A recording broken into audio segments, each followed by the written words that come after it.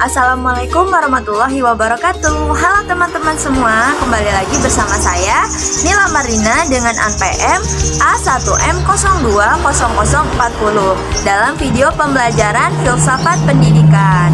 Nah, pada video minggu lalu kita sudah belajar mengenai bahaya-bahaya dari filsafat.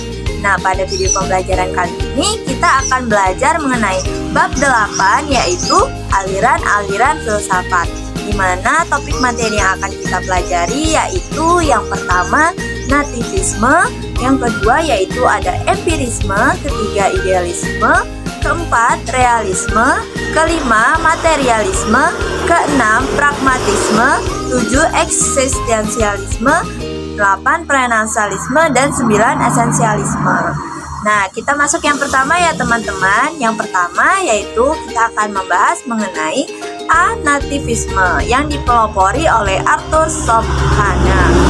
Nah, prinsipnya pandangan nativisme itu pengakuan tentang adanya daya asli yang telah terbentuk sejak manusia lahir ke dunia, yaitu daya-daya psikologis dan fisiologis yang bersifat herediter, serta kemampuan dasar manusia lainnya yang kapasitasnya berbeda dalam diri tiap manusia. Ada yang tumbuh dan berkembang sampai pada titik maksimal kemampuannya, ada pula yang hanya sampai pada titik tertentu. Misalnya, seorang anak yang berasal dari orang tua yang ahli seni musik akan berkembang menjadi seniman musik yang mungkin melebihi kemampuan orang tuanya. Mungkin juga hanya sampai pada setengah kemampuan orang tuanya. Nah, bagaimana teman-teman? Sudah paham kan mengenai nativisme? Kita lanjut ya teman-teman. Selanjutnya yaitu ada B, empirisme. Empirisme ini merupakan suatu aliran dalam filsafat yang menyatakan bahwa semua pengetahuan berasal dari pengalaman manusia. Empirisme menolak anggapan bahwa manusia telah membawa fitrah pengetahuan dalam dirinya ketika dilahirkan.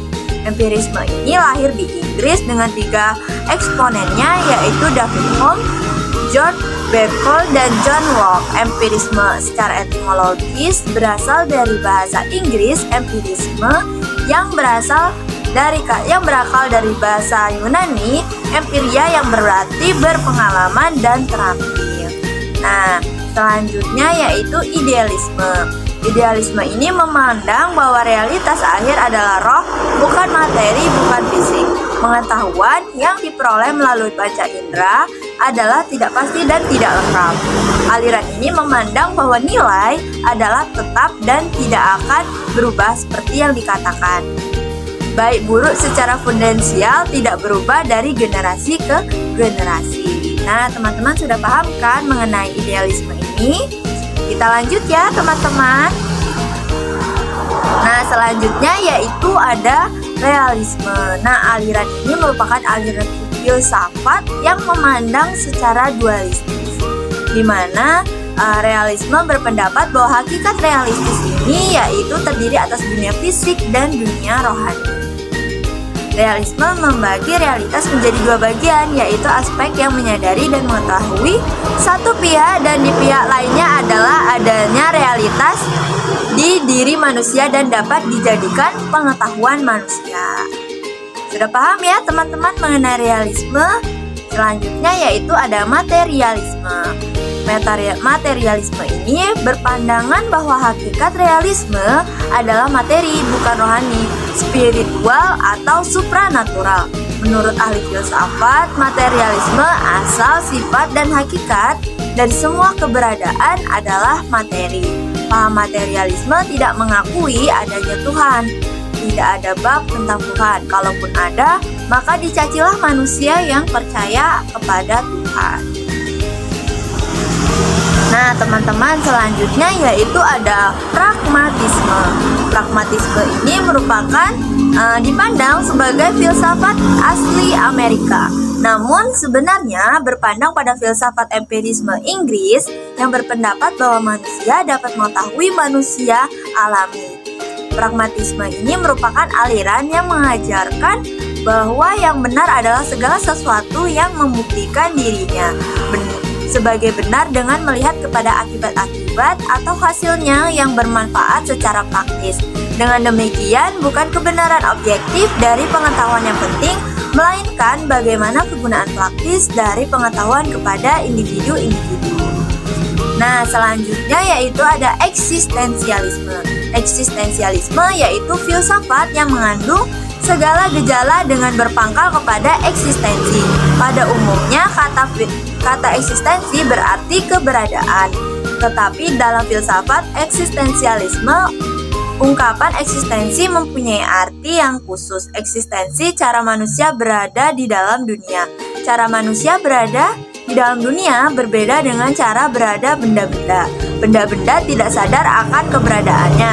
Juga yang satu berada di samping yang lain tanpa ada hubungan.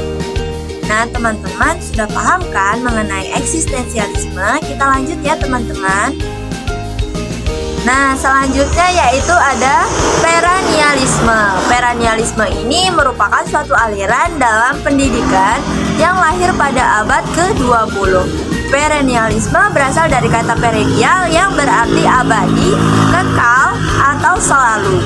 Perennialisme lahir sebagai suatu reaksi terhadap pendidikan progresif. Perennialisme menentang pandangan progresisme yang menekankan perubahan dan sesuatu yang baru. Jalan yang ditempuh oleh kaum perennialis adalah dengan jalan mundur ke belakang, yaitu dengan menggunakan kembali nilai-nilai atau prinsip-prinsip umum yang telah menjadi pandangan hidup yang kuat dan kukuh pada zaman kuno dan abad pertengahan. Nah, itu tadi mengenai perennialisme. Nah, selanjutnya di sini yaitu mengenai esensialisme. Nah, esensialisme ini merupakan pendidikan yang didasarkan kepada nilai-nilai kebudayaan yang telah muncul sejak awal peradaban umat manusia. Esensialisme ini muncul pada zaman Renaissance dengan ciri-ciri utama yang berbeda dengan progresivisme.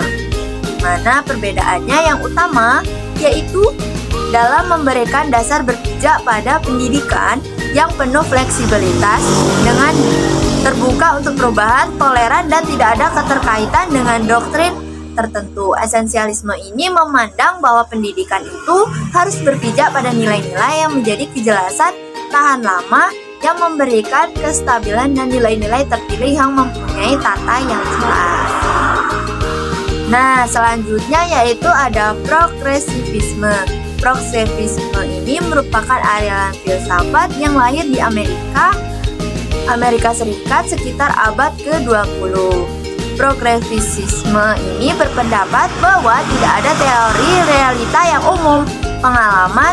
Pengalaman menurut progresivisme bersifat dinamis dan temporal, menyala dan tidak pernah sampai pada yang paling ekstrim serta pluralistis. Menurut aliran ini, nilai berkembang terus karena adanya pengalaman-pengalaman baru antara individu dengan nilai-nilai yang telah disimpan dalam kebudayaan. Belajar berfungsi untuk mempertinggi taraf kehidupan sosial yang sangat kompleks. Kurikulum yang baik yaitu kurikulum yang eksperimental, yaitu kurikulum yang setiap waktu disesuaikan dengan kebutuhan. Nah, teman-teman, sudah paham ya mengenai aliran-aliran filsafat. Nah, mungkin itu saja yang dapat saya sampaikan pada video pembelajaran kita hari ini. Saya akhiri. Wassalamualaikum warahmatullahi wabarakatuh. Terima kasih sudah menonton.